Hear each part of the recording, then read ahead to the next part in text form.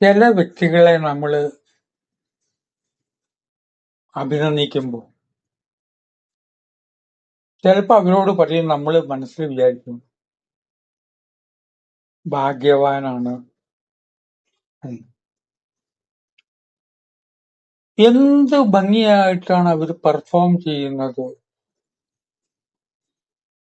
എന്ന് നോക്കിയാണ് പറയുക. വളരെ കൊല്ലം സിനിമയിൽ അഭിനയിച്ച ഒന്നാം സ്ഥാനത്ത് നിൽക്കുന്ന വ്യക്തി, ആ വ്യക്തി ഷൂട്ടിങ്ങിന് വരുമ്പോ ഒരാളെ, അയാളുടെ സിനിമയൊക്കെ കണ്ടിട്ടുണ്ട്, ഷൂട്ടിങ് ആദ്യം കാണുക, അയാൾ മനസ്സിലാക്കുക ഈ വ്യക്തി അന്നത്തെ ദിവസം ആദ്യം ഷൂട്ടിങ്ങിന് വന്നാകും. നമ്മുടെ കണ്ണിൽ അയാൾ എത്രയോ അഭിനയിച്ച ആളാണ്, എത്രയോ അഭിനയിച്ച ആളാണെങ്കിലും നമ്മൾ വിചാരിക്കുക ഇയാളാണ് അത്ര ഈ സിനിമയിലൊക്കെ അഭിനയിച്ചത്. നമുക്കങ്ങനെ തോന്നാം. എത്രയോ കാര്യം ഒരു തവണ ആവർത്തിച്ച് കാണിക്കേണ്ടി വരും, ഒരേ കാര്യം. അടൂർബാസി ആദ്യം അഭിനയിക്കുന്നത് ഞാൻ കണ്ടുകൊണ്ട് ഇരിക്കുമ്പോൾ ഇതിനു മുമ്പ് ഇയാൾ അഭിനയിക്കുന്ന ജീവിതത്തിൽ എനിക്ക് തോന്നുന്ന രീതിയിലായിരുന്നു, റിപ്പീറ്റ് ചെയ്യും. ആ റിപ്പീറ്റ് ചെയ്യുമ്പോ ശരിയായില്ല എന്ന് സംവിധായകൻ പറയുമ്പോ ഞാൻ ആർട്ടിസ്റ്റുമാരുടെ മുഖത്തേക്കൊന്ന് നോക്കാറുണ്ട്. അവർക്ക് ഒരു നിരാശയില്ല, അതാണ് അതിന്റെ രസം.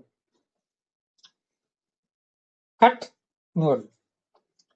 കഷ്ടപ്പെട്ടിട്ട് ഡയലോഗ് പറഞ്ഞിട്ട് ശരിയായി കിട്ടണേ വെച്ചിട്ടായിരിക്കും വരിക.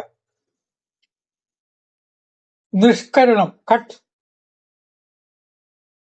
നിഷ്കരണം കട്ട് എന്ന് പറയുമ്പോ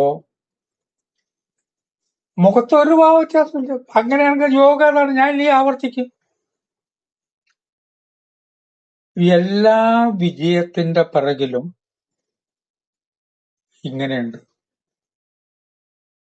മറ്റുള്ളവർ വിചാരിക്കുക അയാൾ എന്ത് ഒഴുക്കിലാണ് സംസാരിക്കുന്നത്, അയാളുടെ പ്രസംഗം കേൾക്കാൻ എന്ത് രസം, എത്ര കൊല്ലത്തെ ട്രെയിനിങ് ആണെന്നറിയും. ഒരു നോവൽ എഴുത്തുകാരൻ ഞെക്കാട് എന്നുള്ള സ്ഥലപ്പേരിലാണ് അറിയപ്പെടുന്നത്. അദ്ദേഹത്തെ ഞെക്കാട് എന്ന് വിളിക്കുക. ഞെക്കാട് എന്നുള്ളത് കേരളത്തിലത്തെ ഒരു ഗ്രാമമാണ്, സിംഗപ്പൂരായിരുന്നു. സിംഗപ്പൂരായിരിക്കുന്ന സമയത്ത് അവിടുന്ന് എഴുതും, പല നോവലൊക്കെ എഴുതും. ഒരു തവണ തിരുവനന്തപുരത്ത് വന്നപ്പോൾ ഒരു മലയാള നോവലിന്റെ കയ്യെഴുത്ത് കോപ്പിയുണ്ട്. ഞാനും പാറപ്പുറവും കെ സുരേന്ദ്രനും കൂടി ഞെക്കാടിന്റെ ഒറിജിനൽ പേരിനെ ഞാൻ ഇപ്പൊ മറന്നുപോയിട്ടു, മുറിക്കുന്നു. സാമ്പത്തിക സ്ഥിതിയുള്ള വ്യക്തിയായതുകൊണ്ട് നല്ല ഒരു ഹോട്ടലാണ്, മാഗ്നറ്റ് ഹോട്ടലിലോ ഒക്കെയാണ് താമസം. കയ്യെഴുത്ത് പ്രതി വായിക്കാൻ പറഞ്ഞപ്പോ കെ സുരേന്ദ്രനും പാറപ്പുറവും എന്തൊക്കെയോ ആദ്യം PR നാഥം വായിക്കട്ടെ, പുതിയ ചെറുപ്പക്കാരൊക്കെ ഇതിൽ അഭിപ്രായം പറയാൻ നല്ലത്, എന്നിട്ട് ഞങ്ങൾ വായിക്കാമെന്ന്. ഞാൻ കൊണ്ടുപോയി വായിച്ചു. എനിക്ക് അന്നൊരു 28 വയസ്സ് പ്രായമുണ്ട്. അതിനുശേഷം മുറി ചെന്നു. ഇദ്ദേഹത്തിന് അന്നൊരു 70 കഴിഞ്ഞുണ്ടാവും. എങ്ങനെയുണ്ട്? എന്ത് ഒഴുക്കുള്ള ഭാഷയാണ്, എല്ലാ ഒഴുക്ക്. അപ്പൊ അദ്ദേഹം തിരിച്ചു, അത്ര ഒഴുക്കുണ്ടോ? ഉണ്ട്. എന്നിട്ട് ഞാൻ ഒരു വരിയും പറഞ്ഞു, മണ്ടത്തരം, എനിക്കിങ്ങനെയൊന്നും എഴുതാൻ പറ്റില്ല.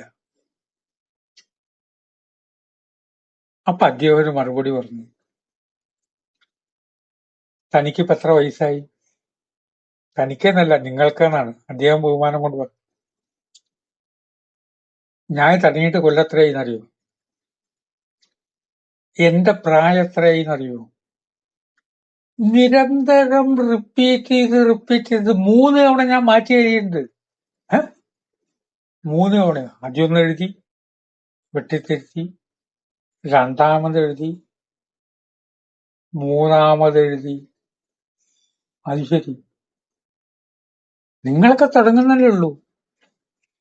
നിങ്ങൾക്കും എന്റെ പ്രായമൊക്കെ ആവുമ്പോ ഇതേമായുള്ള ശൈലിയൊക്കെ തന്നെ ഒത്തുവരും. എല്ലാവർക്കും പറ്റിക്കൊള്ളണമെന്നില്ല. അത് ജീവിതത്തിൽ വർഷങ്ങൾക്ക് മുമ്പും മനസ്സിലാക്കിയിട്ടുണ്ട്. നമ്മൾ വിചാരിക്കും ഇന്നാളിൽ എന്ത് ഭംഗിയാണ്.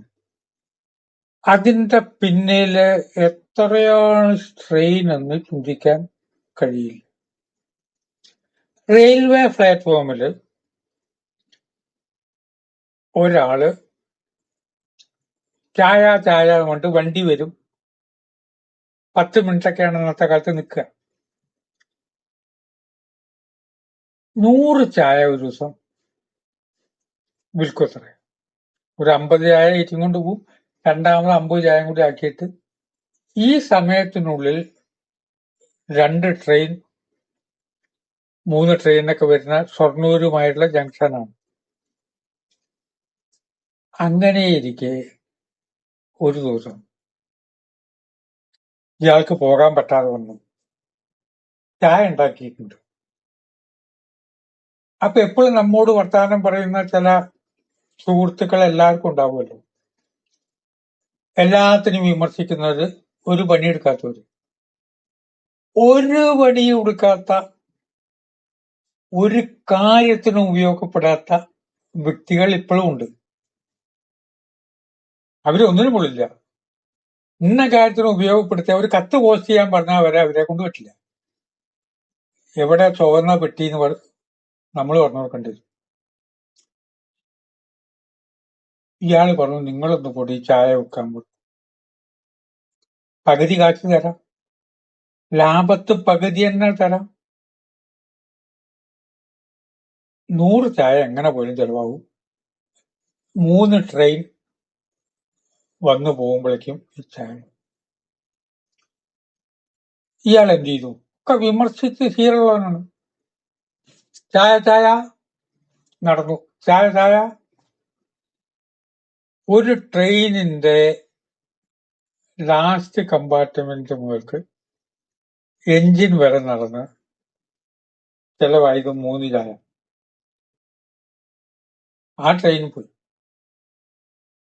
അടുത്ത ട്രെയിൻ വന്നു. ഇയാള് വലിയ ഗൗരവത്തില് ചായ ചായ മൃദുല സ്വരത്തിലൊക്കെ പറയുന്നുണ്ട്. 3 ചായ ചെലവായി. പിന്നെ നോക്കിയിട്ട് കാര്യമില്ലല്ലോ. 5 മിനിറ്റ് കൂടി നിന്ന് ആ ട്രെയിൻ പോയി. 3 ട്രെയിന് ചായ വെക്കാൻ പോയിട്ട് 9 ചായയാണ് ചെലവായത്.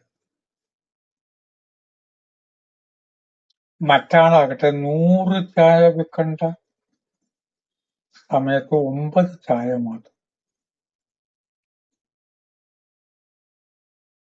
അപ്പൊ അയാളോട് പറഞ്ഞു, എങ്ങനെയാണ് നിങ്ങൾ 100 ചായ വെക്കുന്നത്? ഞങ്ങൾക്ക് 9 തരാവുള്ളൂ. അതേ ചായ, അതേ ആള്, മൃദുലമായ സ്വരം. അപ്പൊ അയാൾ പറഞ്ഞു കൊടുത്തൊരു കാര്യം നമ്മളൊക്കെ ജീവിതത്തിൽ ചിന്തിക്കേണ്ടതാണ്. ഞാൻ ചായ ചായ ചായ എന്ന് പറഞ്ഞിട്ട് നടക്കുമ്പോ 3 4 ചായ ചെലവാവുള്ളൂ. അല്ല, അതല്ലേ ഞാൻ പറഞ്ഞത്. അല്ല, മുഴുവൻ കേക്ക്. അതുവരെ നടന്നിട്ട് ഞാൻ വീണ്ടും തിരിച്ച് ആ വഴി കൂടെ നടക്കും ചായ ചായ എന്ന്. ആദ്യം ചായ ചായ എന്നുള്ള വാക്ക് കേട്ട ഒരു സംസ്കാര ആളുകളിൽ നിൽക്കും. രണ്ടാമത് വന്നപ്പോ അവര് ചായ വാങ്ങും. അപ്പോഴും ചായ ചായ എന്ന് പറയുമ്പോ ബർത്തിന്റെ മുകളിൽ കിടക്കുന്ന ഒരാള് പൈസ എടുക്കാനുള്ള മടി കൊണ്ട് ചായ വേണ്ട പറഞ്ഞിരിക്കും. ആ ചായ ചായ എന്നുള്ള സംസ്കാരം അയാളിലും വന്നു. വീണ്ടും കൂടെ നടക്കുകയും അവിടെ നിന്നിട്ട് ചായ എന്ന് വിളിക്കുകയും ഒരു ചായ കൊടുക്കുന്നതിനിടയ്ക്ക് ചായ എന്ന് വിളിക്കുമ്പോ ബർത്തിന്റെ മുകളിൽ കിടക്കുന്ന ആള് ചായ വാങ്ങും. ഓരോ തവണ ചായ ചായ എന്ന് പറയുമ്പോഴും ചായയുടേതായുള്ള ഒരു സംസ്കാരം ശ്രോതാക്കളിൽ ഉണ്ടാവുന്നുണ്ട്. അല്ലാതെ 3 ചായ ചെലവാവുള്ളൂ എന്നല്ല. ഒടുവിൽ ഇത്രയും കഴിഞ്ഞിട്ട് വീണ്ടും നടക്കാം. 10 മിനിറ്റ് വണ്ടി നിൽക്കുള്ളൂ എന്നുള്ളതാണ്. വീണ്ടും നടക്കാൻ കഴിഞ്ഞാൽ ഇപ്പൊ ചെലവാകുന്നതിനേക്കാൾ ചായ വേണോ വേണ്ടയോ? പഞ്ചസാരട്ട ചായ കുടിക്കണ്ടെന്നാണ്. ഇത് പഞ്ചസാരട്ട ചായ ബുദ്ധിമുട്ടാവും എന്നൊക്കെ വിചാരിക്കണ്ടാവും.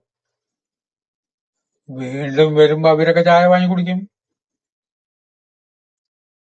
ഏതൊരു വസ്തുവും ശ്രോതാക്കളുടെ മനസ്സിൽ ഏത് ശബ്ദവും ഏത് മന്ത്രവും മനസ്സിലൊരു രൂപം സൃഷ്ടിക്കും. ഇത് പറഞ്ഞപ്പോഴാണ് ഒരു പണിയെടുക്കാത്ത ചങ്ങായി ചായ ചായ ഇത്ര ചായ ചെലവാവുള്ളി. ഇപ്പൊ എല്ലാരും ചായ കുടിച്ചിട്ടാ വണ്ടി കയറ്റണമൊക്കെ ന്യായം പറയും. അല്ല, അതിൻ്റെതായിട്ടൊരു സംസ്കാരം ഉണ്ടാക്കാൻ ചായ വിൽക്കുന്നവർക്ക് കഴിഞ്ഞു എന്ന് പറഞ്ഞാൽ നിരന്തരം നാം കാണുന്ന പല ജോലികളും പലരും ഒരു വിഷയം കിട്ടുമ്പോ ഇത് ധന്യമീ ദിനത്തില് എവിടെ തുടങ്ങി എവിടെ അവസാനിപ്പിക്കാമെന്ന് എന്താ ചിന്തകളുടെ ടോട്ടാലിറ്റിയാണ് സുഭാഷണമായിട്ട് വരുന്നത്. അതിനു മുമ്പേ പലപ്പോഴായിട്ട് ഈ സംസ്കാരം ഉള്ളിലുണ്ടാവും. അതുകൊണ്ടൊരു വാക്കോ വരിയോ കിട്ടുമ്പോ അതുമ്മ കയറി തൂങ്ങിയിട്ട് അങ്ങോട്ട് സംസാരിക്കുകയാണ്. ആ സമയത്തല്ല പ്രിപ്പയർ ചെയ്യുന്നത്. ചില പ്രഭാഷകരുണ്ട്, ഒരു വിഷയമില്ലാത്ത വിഷയവും എന്തായിരിക്കും ഇവര് പറയുക, എവിടുന്ന് തുടങ്ങി എന്ത് പറയും എന്ന് വിചാരിക്കും. പലപ്പോഴും ഉദ്ഘാടനത്തിന് മൈക്കിട്ട് തരുമ്പോ അവിടെ സബ്ജക്റ്റ് ഒന്നും ഉണ്ടാവില്ല. ആ ആൾ അവിടെ വന്നിട്ട് ആദ്യം ഇങ്ങോട്ട് വരുമ്പോ PR എന്നോട് ഇങ്ങനെ പറഞ്ഞു ഒരു വലിയമ കയറി അങ്ങോട്ട് പിടിച്ച് 1.5 മണിക്കൂർ തകർപ്പൻ പ്രസംഗം നടത്തും. ഏത് വാക്കും ഇങ്ങനെ ഒരു സംസ്കാരം ഉണ്ടാക്കുമെന്ന് ചിന്തിച്ച് വാക്കുകൾ സംഭരിക്കുന്നു. നമസ്കാരം.